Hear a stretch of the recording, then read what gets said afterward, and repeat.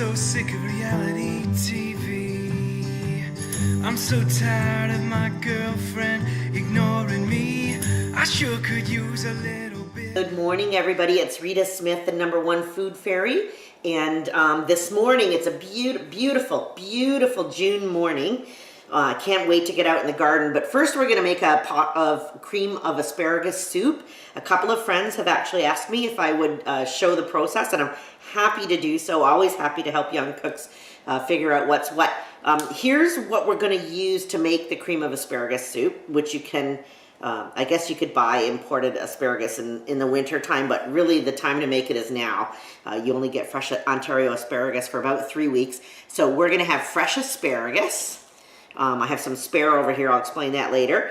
We are going to use, I was so excited to find a thing of veal stock in my freezer. I thought the veal stock was all gone. But this was a really good batch of veal stock. And because veal has like a really nice, mild, kind of light flavor, it complements the asparagus perfectly. So I'm going to use veal stock for my cream of asparagus soup. However, if you're not lucky enough to have some that you just found in the freezer, or you don't want to go to all the work of making it from bones, most cream of asparagus soup would be made with chicken stock. And I did just want to point out that if you don't have your own homemade chicken stock because time does not permit, or there's none left in the freezer, I have found the Knorr product. The Knorr, it's just home style stock bouillon from Knorr. It comes in a little pot. It's not a dried up powder cube, and it's not powder from an envelope. It's a little pot, a gel pot, I guess you would call it.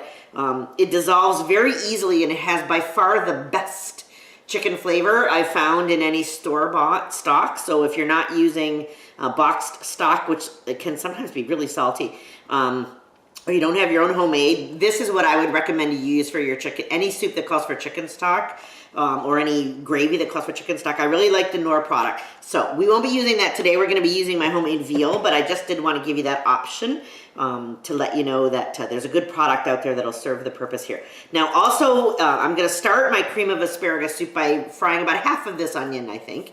I think I'll dice it up and fry half of it before I put anything else in the pan. There's going to be butter. There's butter in this soup, not a whole pound, but there will be butter and flour in the roux. Also salt and pepper in the roux. And also I'm going to give you a little tip on storing roux for future uses as well, which makes lots of things easier and more tasty in the future. So butter, flour, salt, and pepper for the roux.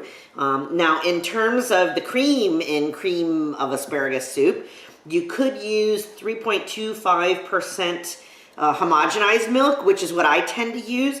If you really want to go for the full fat cream, you know, I've got 18% table cream that you could, you know, put like a tablespoon on the top of the soup when you serve it. But when I make the soup, I'd be going for milk.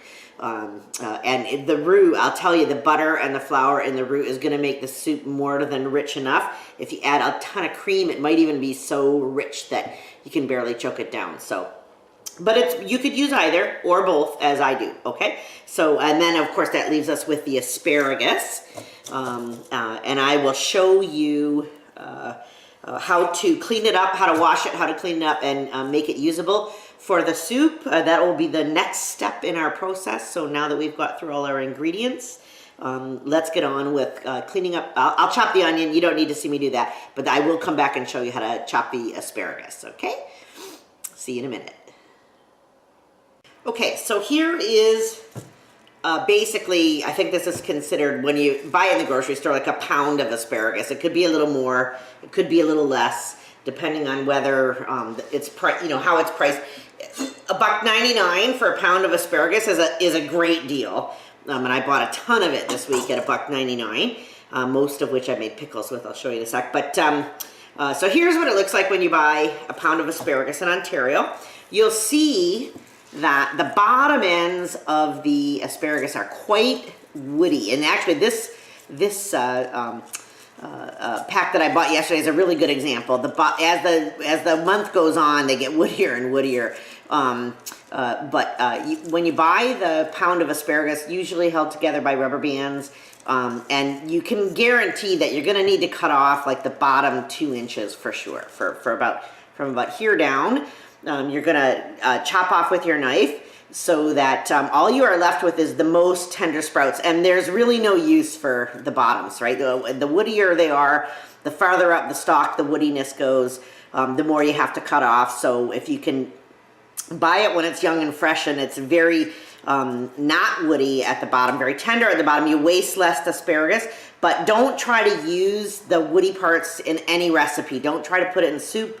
Don't try to cook it and serve it. It's disgusting. It's just, you can't even chew it or choke it down. Okay, so it has to be cut off. We're gonna do that in a second. First, I'm gonna rinse it because sometimes asparagus is sandy in the middle of the pack. That if you don't do a good job of rinsing it, it could be quite sandy, and you wouldn't want your guests to have like sand gritting in their teeth. So what I'm gonna do is remove the rubber bands, put it in a colander, give it a good rinse under running cold water, and then bring it back to the cutting board to chop off the woody ends, and I'll show you just actually how woody they are.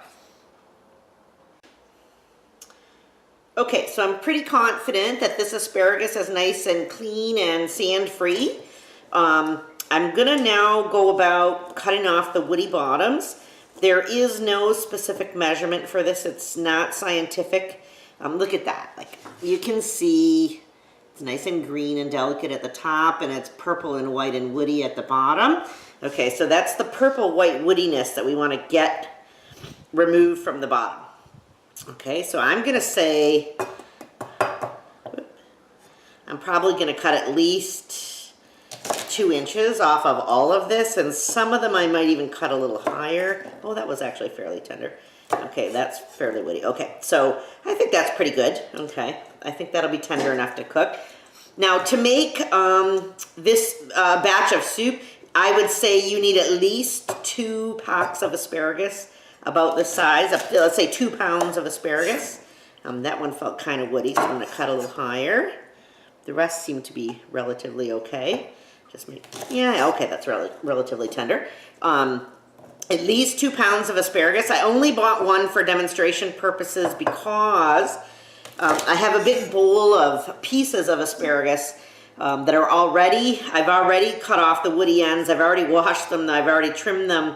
But they made the asparagus too tall to go in the pickling jars for the pickled asparagus I made this week.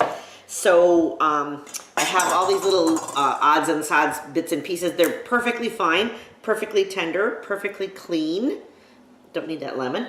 Perfectly clean. And I'm going to put those in the soup, but you would not normally have that sitting around in your fridge as I did, unless you just made 24 jars of pickled asparagus. Let's say for your recipe, you're going to use at least 2 pounds of asparagus. And if you want like a bigger pot, maybe 3 or 4, but the minimum probably you'd use is 2. 1 pound of asparagus would probably make enough soup for 1 person for 1 meal. Probably you want to do a bit more than that. So, okay, the asparagus is clean.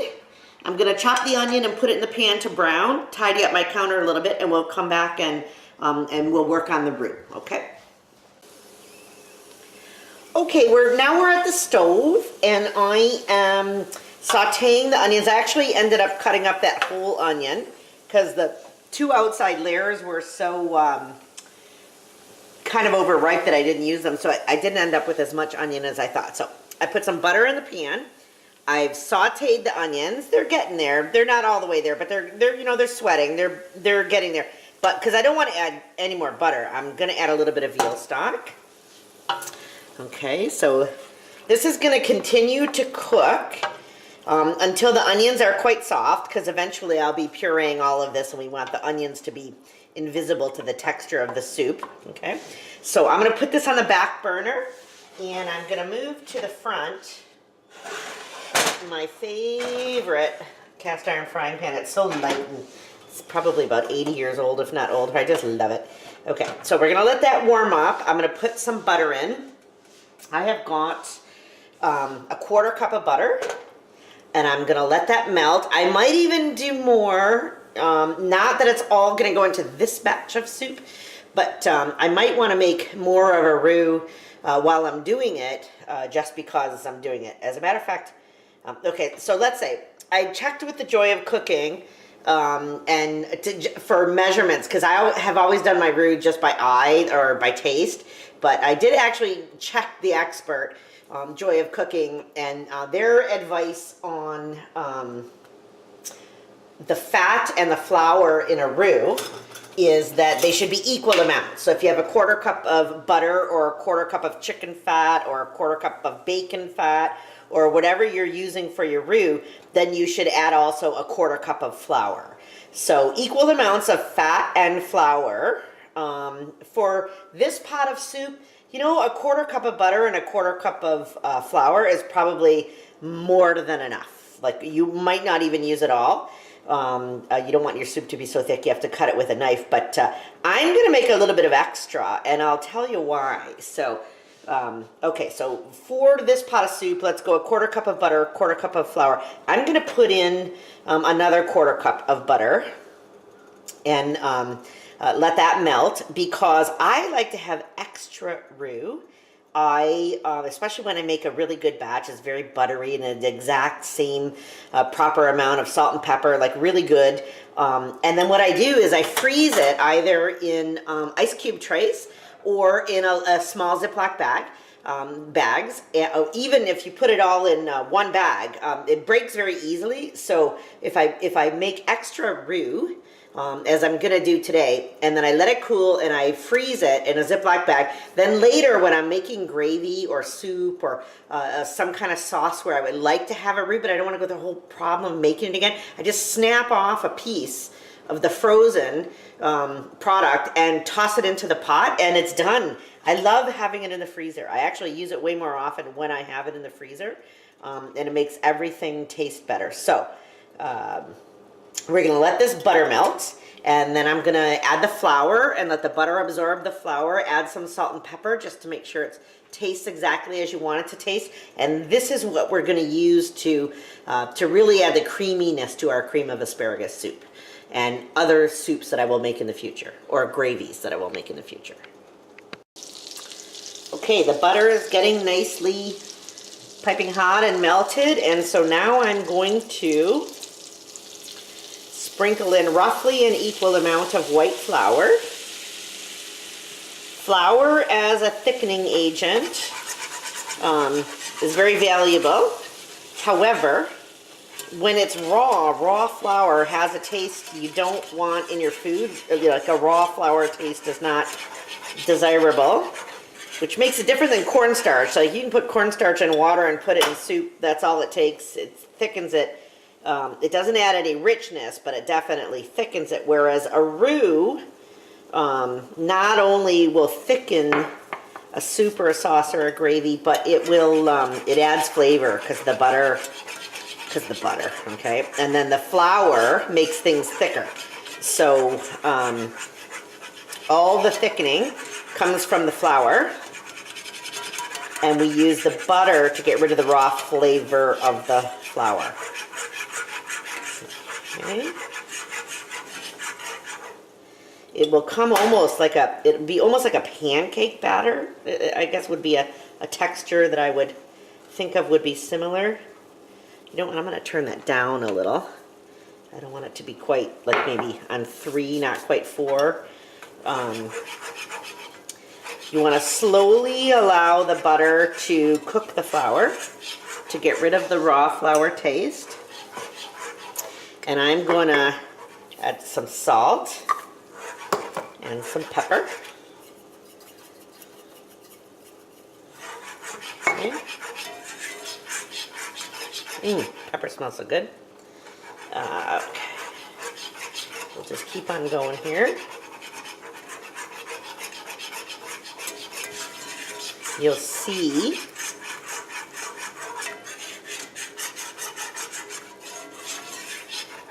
what the roux needs to look like to be properly done. We're not there yet. It needs to be quite a bit thicker. Okay. And the constant stirring helps it from kind of turning all globular and lumpy. It used to be a nightmare of housewives back in the 1950s to have lumpy gravy. And that meant that you had not thickened it properly, or thickened it with the wrong thing, or thickened it too quickly, or however that went. Okay, so I'm just going to keep sprinkling some flour into this roux. I don't want to get impatient. It's getting there now. This is going to be far more than I need for one pot of soup, but as I said, I'm going to freeze some. And then one day in the future, I'll be making something quickly, and I go, darn, I don't have time to make a roux. I have some in the freezer. I love having stuff in the freezer. I love freezing things like pesto and roux in ice cube trays, even stock, like ham stock. Freezing it in ice cube trays, and then when you need it, you just pop out a cube. You don't have to waste a cup or a jug or whatever. It's a cube. It's a cube of something. That's all you need. Okay, I'm going to let this keep on going. I won't bore you anymore. We'll come back when it is roughly at the texture that I want it to be, okay? Okay, so as per the joy of cooking, it worked out to be just about exactly perfect amounts. 1/2 cup of butter to 1/2 cup of flour, and some salt and some pepper. And now this is just about the color and the texture I want it to be. You will even almost smell a bit of like a nutty roasted smell from the flour as it gets to the kind of the brown butter approach. Okay, so that's about the texture and the color that you want it to be. Now, depending on where you make your roux, if you make it in the pot that the soup is then going to get poured into, you know, you make the roux and you pour the broth into that pan. I do the opposite. I make the roux in its own pan, and then I put it into the soup so that I'm only putting in exactly as much as I want. And I don't actually base the amount of the soup on the amount of the roux. So what I'm going to do is set this off to the side. It won't be harmed by waiting at all. I'll set it off to the side. Looks really good, eh? Then I'll work on the soup, and when I'm ready to thicken the soup, then I will add probably about half of this, you know, and the other half I'll freeze. So anyway, so there is what a nice golden brown, properly fried flour roux looks like. Good thing to know how to make no matter what you're making. There we go.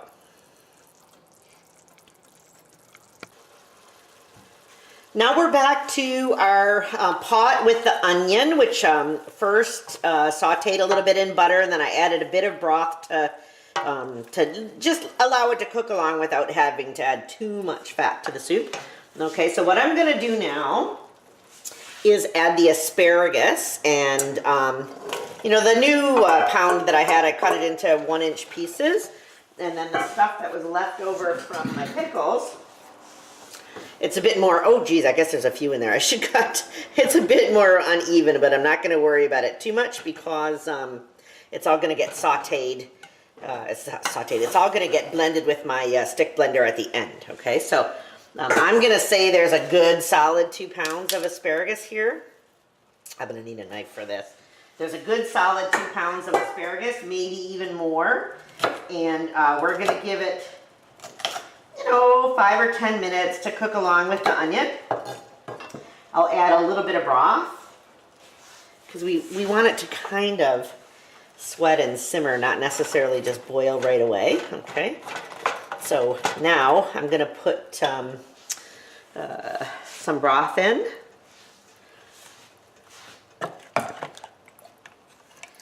I don't want to drown it, but I do want to just kind of help the onion and the asparagus. Actually, I'll just put all that in.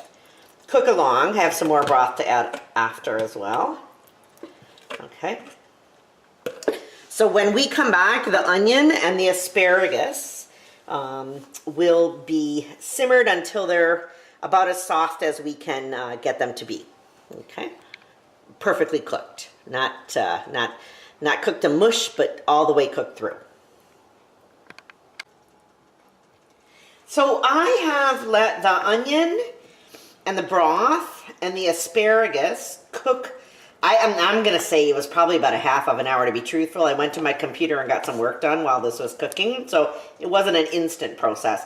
But anyway, I tested the asparagus. I took a piece out and I ate it, and it's about as soft as I'm going to get it. So I am now going to puree it with my stick blender. And before I do this, I did want to just make the point to say, I've seen recipes where people puree things in a blender. Putting hot food in a blender and then hitting the button, I can't tell you how many times in my life the lid popped off, everything exploded, I got burned. It's really not safe. Like, I don't even know why anybody recommends that. You would have to do it like a quarter of a cup at a time, because if you fill the blender like halfway up and then hit on, it can explode everywhere. Blenders and heat really don't like each other. They don't go well together. So I find the stick blender actually to be by far and away the safest and more effective way to puree things. And this is a KitchenAid stick blender that one of my kids got me for Christmas. It cost $25. It's almost nothing compared to the KitchenAid blender, which is like 250 bucks. So anyway, I just wanted to say, I'm gonna blend this whole thing, and I'm gonna do it with a stick blender. And I do not recommend putting hot soup or hot gravy or hot anything into an actual blender with a lid, because heat and blenders do not go together, okay? So I will finish blending this. Actually, I'll turn it down a little. Finish blending this and then come back and tell you about the next step. Okay, so our asparagus, our stock, our onions have had some time to cook, and I pureed them. If you wanted to have just a pureed asparagus soup, at this point, you could do it. Like, you wouldn't have to add any, you don't have to add milk if you don't want it. You don't have to add the roux to make it any thicker. But I am going to just test it at this point for seasoning, for salt, for pepper, to make sure everything... I'm going to say, oh, wow, it's really good. It's really good. It could use a bit more salt, but there is salt and pepper in the roux. So I'm going to add the roux to make it thicker, and see if that gives it all the seasoning that it needs. And if it doesn't, then I might add a little bit more salt at the end. So far, so good now. Okay, actually I decided to add a bit more broth to this pot because the soup itself is so thick. I might have to divide this into two now. It's getting to be so full. But in any case, so the puree of the asparagus and the onions and the broth is like in great shape. And now I'm adding about half of the roux that I made, just to make it as thick as it needs to be. When I thin it with some milk or some cream, but I'm going to use milk, when I thin it, it'll be just about the right texture. At this point, it probably looks too thick. Like, it probably looks thicker than it needs to be, which is because we haven't added any of the milk portion. I'm going to add maybe one more scoop of that roux. So then this is the part of the recipe that I actually wanted to share with you, where if you make it to this point, this is the sneaky, tricky part where you get to enjoy it in January and it tastes just like when you made it in June. Adding the roux to the puree of the vegetables and the broth. Okay, but do not add the milk and do not add the cream. And then what happens at that point, maybe tiny bit more, okay. So you've got a puree of vegetables and broth here that has been thickened with a really delicious roux. I've tasted it for seasoning. The salt is right, the pepper is right. everything here looks just about perfect. You could take it at this point off of the stove and maybe let it cool a little bit, and then pack it up for the freezer. I do this often with cream soups that you don't want to be creamed when you put them in the freezer, because milk and cream the freezer doesn't like them. They don't like the freezer, and everything separates. It's not proper the way that you wish it would be. But if you take it off the stove after you've added everything except the milk or cream, and then you take it out of the freezer in January or February or March or whenever, and let it thaw, let it heat, and then add the milk or cream at that point. I do that with a variety of recipes. This is Aunt Sue's ham and corn chowder. See if I get it straight. Aunt Sue's ham and corn chowder, which my whole family loves. It's so delicious. If I can make it with a ham stock, it's even better. So that's fantastic. I freeze that at this point before I put the milk or the cream in. And then also my clam chowder. My clam chowder is also really good. This was a good batch. I had like a fantastic whack of seafood to put in this. But I put on the label to remind myself, add milk or cream. So at this point, you freeze the soup. Freeze it at this point. And then when you take it out of the fridge or out of the freezer rather, in the winter time, heat it up and add the milk or cream. It tastes just like you made it today. Just like you made it today. So this, I think, is perfect. I'm gonna let it cool a little. I'm gonna split it in half before I add the milk. And then it'll be ready to eat today, and some will be ready for the freezer. Okay, so I've poured off about 3/4 of this soup, which is gonna go in the freezer without milk or cream. And when I thaw it and heat it in the winter time, it'll be fabulous. And I'll add cream at that time. To this pan, I'm gonna add, I've got about I don't know, I might not need a whole cup of whole milk. Let's see how much milk we need here. The soup is very, very thick, so I could definitely thin it with some milk. I'll put it all in. Okay, a whole cup of milk. That was like 1/4 of the batch of the soup that I made. There's a ton sitting over there cooling, waiting to go into the freezer. Okay, so this is, I'm gonna now officially call this cream of asparagus soup. You do not want the soup to boil after you have put the milk in it, right? Okay, all the boiling and the cooking of the vegetables, all that's done long before the milk goes into the pan. Then you let the pan cool almost to just before you're going to eat it, you know, just a little bit above the temperature where you would eat the soup, and then add a cup of milk and let it warm, and then we'll pour it into the bowls and maybe put some garnish on it, make it look really beautiful. We'll see how that goes. But you don't want to boil the soup with the milk in it, and also you don't want to freeze the soup with the milk in it. So everything you do before you put the milk in is fair game, and then once you put the milk in, you kind of got to eat it right away, okay? Because you don't want to freeze it, you don't want to boil it. That's that for, ooh, it smells so good. I can't wait to have a bowl. I'm actually really hungry now. So I'm going to break down and just pour a tiny bit of 18% cream on top of this soup, just to give it like a pretty little look that my guests might like. And then on top of that, I will add some fresh cut chives from the garden. There you go. And there is cream of asparagus soup with a real buttery roux, with real milk, cream, tons of fresh Ontario asparagus.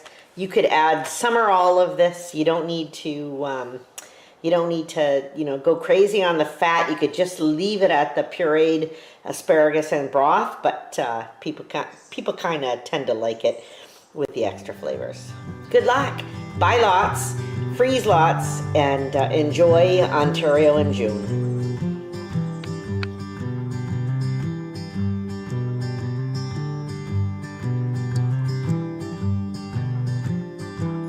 I'm so sick of reality TV.